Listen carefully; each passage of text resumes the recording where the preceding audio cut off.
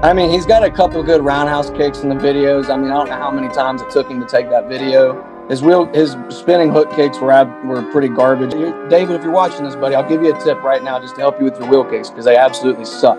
Every time you spin, you're leaving your leg all the way bent and you're hitting with nothing. If you're going to do a spin wheel kick, leave your leg locked out so you hit with that heel, man. Come on. And anybody who knows kicks knows that.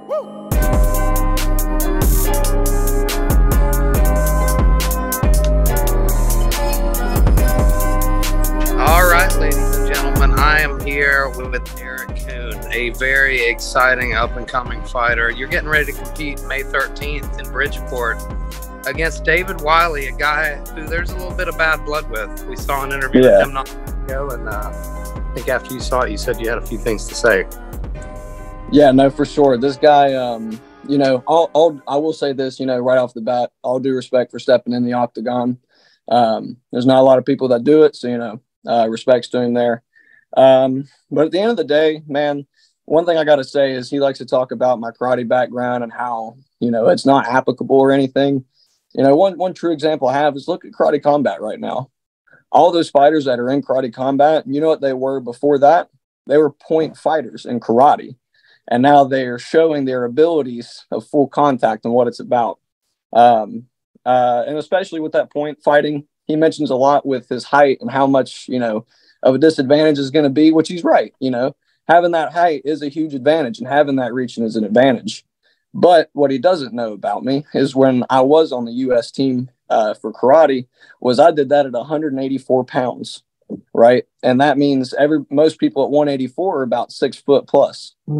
So I'm pretty used to the 6 foot longer reach type of guy. So these things he's saying I need to be worried about. I'm not entirely. I'm confident with my hands getting on the inside.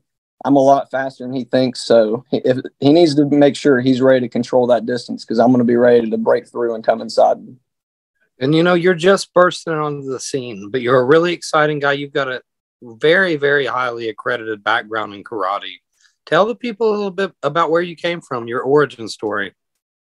You know, I started out with a place called USA Martial Arts in St. Albans, you know, with the Jarrett family. And I'd been with them since the age of 4 till about here the past year. We had split ways just due to the MMA career fight scene. They didn't want too much to do with that because they have their traditional martial arts. That's what they promote for their business. And, you know, that's more than completely fine. That's theirs. That's what they have to do.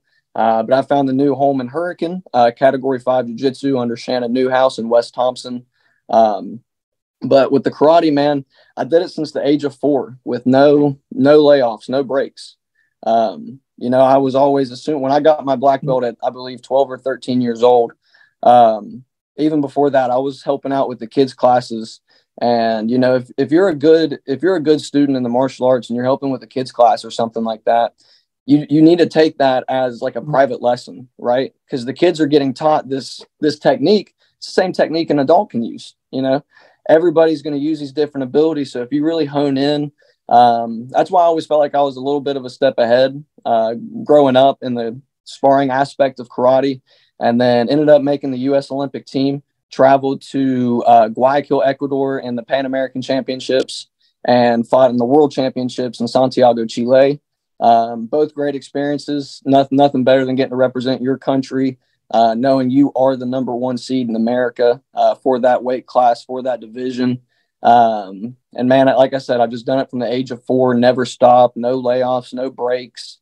I didn't play any other sports. As soon as I got done with school, it was go to the dojo, get started on your homework, get to class, start doing classes, finish up homework, go to bed, repeat every day. And, you know, it's that level of discipline is something I think he's missing. And that he just doesn't quite understand what that means for someone who's done it their whole entire life with no off seasons, no breaks. But yeah, I got a pretty good karate background that he should not overlook. So what style of karate did you study? So we were more of, we had a mixture of Taekwondo and karate. So it was more of like a Korean style karate. with that and told, now we still practice a lot of forms, katas under Shotokan and all the other, a lot of different styles and everything. We still did those. My instructor kind of believed with karate itself, there was no, leave no stone unturned. We practice literally everything to do with karate, because if you look at karate itself, what is it? Karate has everything at the end of the day. Karate has throws, so it has judo, it has wrestling in it. Now it's not honing in those aspects 100%, like you're going to karate class and you're going to learn some throws, you're going to learn some takedowns, you're going to learn some different techniques that aren't strictly karate, because in karate, same thing, a jab, a cross, they're the same exact shots. In boxing, kickboxing, Muay Thai, those same, it's just a different style and a different way they're put together. And like me, myself, I've been training. My head coach, Wes Thompson, former MMA fighter himself, has a very high Dutch style kickboxing, Dutch Muay Thai style. And I've been here with him now for about close to a year, and got some good training in with him, got to feel that style. A big up and comer right now, Roman Belcher, is one of my main sparring partners, 6'2". He walks around about 170. So I'm 5'6", walking around 140. So these guys are my sparring partners, always a lot bigger than me, more of a challenge than I look at David as. And my other striking coach, Ryan Willard, spent a couple years in Thailand training with some of the best Muay Thai fighters. And these are the people I'm training with every day. Plus, we're here at class right now. There's probably a mat full of like 40, 50 people out there training. And as soon as I'm done with this meeting, I go right back out there and I'm hitting the mats, and it's time to get to work, because we're just about a week away from seeing the truth. So we're coming down to 0 hour. What kind of things have you been doing to transition from that, point karate style to full on MMA? Like, I know you've been doing a lot of jiu-jitsu. I know you've been grappling a lot. What's your preparation look like? It was, you're 100% right. There's a lot of things that I have to change. Cause there's a lot of, if you can't strictly fight a karate style in an MMA fight, cause you have a lot of openings to yourself. As long as your opponent can read that and see that, there's a lot of openings. I don't think David's a stupid guy. I think he can do 2 + 2 and figure out what I'm going to do next on some basic movements. But, when I'm putting some more advanced things together that I've been working with these guys, a lot of it's been killing all the bouncing. We want to bounce, we want to stay moving, but in karate, you always have to bounce. You always have to stay moving. MMA, you can take a second, load up a shot, you can shoot down for a takedown, get in the clinch. So there's been some bad habits that I've been breaking. My coaches have been really good on staying on them. Anytime they see it, they call me out on it.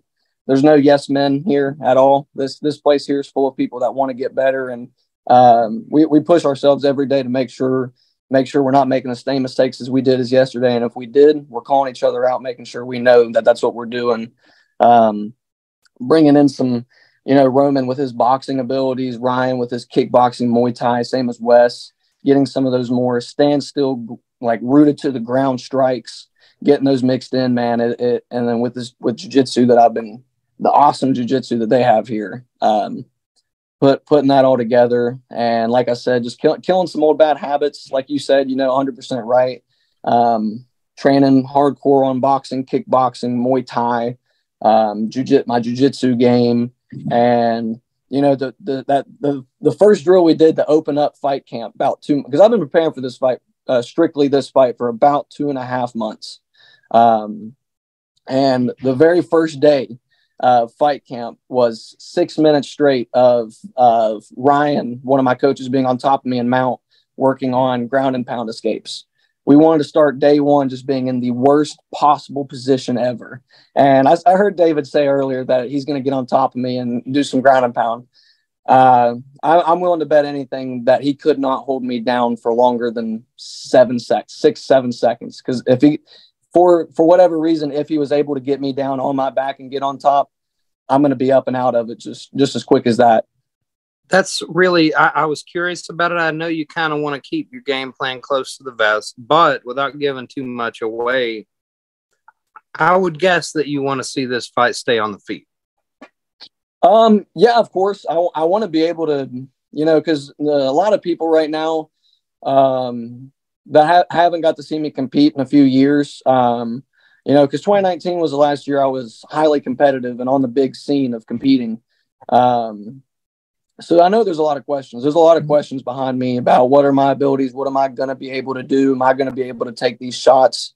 And I have 120% yes, like with that. There's no shot that I'm not going to be able to. And the preparation I put in with these guys, the amount of hours, the rounds, drilling, everything put together, I think it's just going to be too much for David to handle. I don't think he's going to. And, you know, just to say with him, man, he's talking a lot with how I can't do this, I can't do that. And his background is better than mine. But, you know, one thing I've been saying from the get-go with him, if you Google my name, right, and it's no big stuff. You Google my name, you see accolades, you see good things, you see being on the U.S. team, you see this, you see that. When you Google his name, all you see is mugshots, you know. This guy has a bad past. You know, maybe he's trying to make up for it, being 30 years old, making his MMA debut. Hell yeah, man, good for you. But I think he made a mistake choosing me for his MMA debut. Well, you know, it's such an interesting matchup. I actually thought you'd chosen him, and I thought it's interesting because it's the one guy I think at New Line, other than Devin Stanley, who really does have a decent idea of traditional martial arts. I know you've seen David training. I know you've seen some of the videos. What do you think of his kicks? I mean, he's got a couple good roundhouse kicks in the videos. I mean, I don't know how many times it took him to take that video. His spinning hook kicks were pretty garbage because they were he's spinning and his leg. You know, David, if you're watching this, buddy, I'll give you a tip right now just to help you with your wheel kicks because they absolutely suck. Every time you spin, you're leaving your leg all the way bent and you're hitting with nothing. If you're going to do a spin wheel kick, leave your leg locked out so you hit with that heel, man. Come on. And anybody who knows kicks knows that. David, while listening, you got some pro tips right here. I'm trying to help him out, man, because he said he's going to come out with something wild. You know, man, please do that because I've been doing martial arts since the age of 4. There's not too many things I haven't seen, come across, and at least done myself. So I'm going to be able to see it. I'm going to be able to read it. I'm going to be on top of him all day. And he needs to stay true to where he said that he's so much taller, being the longer guy holding that distance. But I don't think he's going to throw anything to keep me scared of staying out of that distance because I'm just going to explode inside and do what I need to do. So one last thing I'd like to ask you before I let you get back to training. Has your philosophy about martial arts changed any since you made this transition into MMA? Oh, yeah, 100%, man.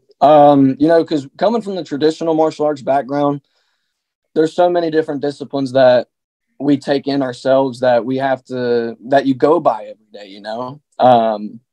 You got, you know, some people like Yuri Prohashka that says he goes by like this. I think he says he goes by the samurai way. That's just the way he lives his life. And, you know, doing traditional martial arts, that's kind of like a similar way with the way you carry yourself every day.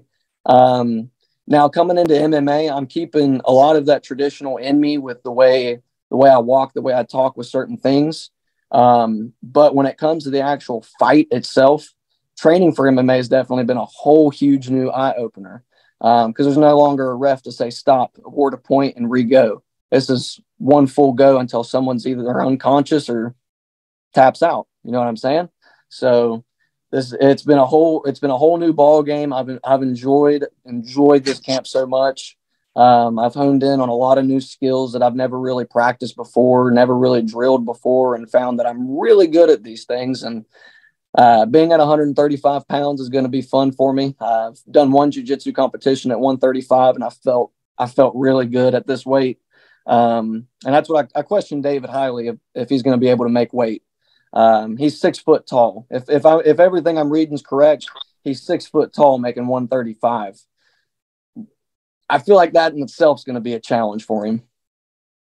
Oh yeah. One last thing, actually, that I did want to talk to you about. You know, you seem like a student of the game. You're a guy that I'm sure has watched a lot of fights. Are you a big fan of Wonder Boy or Machida? Oh, yes, absolutely. Stephen Wonderboy Thompson, man, I absolutely love his lead leg side kicks. His front kicks up the middle are dangerous for guys, and his question mark kicks. He sets them up beautifully, same as Lyoto. You know, Lyoto has some of the best front kick knockouts in the UFC. I've actually met Lyoto. He's been at the national championships before in karate. Because actually, I could be wrong with this, but I want to say his goddaughter is Trinity Allen, one of the top Team USA members in karate actively right now. And he's been to a nationals once. I never really got to talk to him too much, but I've seen him. I've been close with him at a karate competition. And all those traditional martial arts guys are awesome. You know, he drinks his own pee, don't you? I have not heard that, no. Back in the day, Machida used to drink his own pee because he thought it was really good for you. I mean, that might be. I could see some level. I think you might incorporate that into training.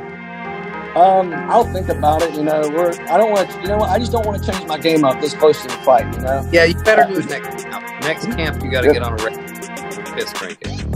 Yeah, maybe next camp. We'll do that for sure. But those guys are awesome. I'll let you have the last word here. Have you got anything to say to the people before we go? Man, thank you for everyone that's been supporting me. Everybody at Category 5 Jiu-Jitsu and Hurricane. Thank you guys so much for the countless hours, rounds, and work you guys have put into me. Anybody that's been a part of this journey with me knows that it's been a long one. It's been awesome. It's been fun. And if you're not a believer right now and you really believe in David, I'm sorry. I'll make you guys a believer May 13th. And again, just thanks for all the love, the hate. Either way, I'm going to take it. And it's just fuel to the fire. And May 13th, David Wiley's getting put to sleep. Ladies and gentlemen, it's the Karate Kid, Erik Coon, and we're going to see him May 13th, Bridgeport, West Virginia. You don't want to miss this one.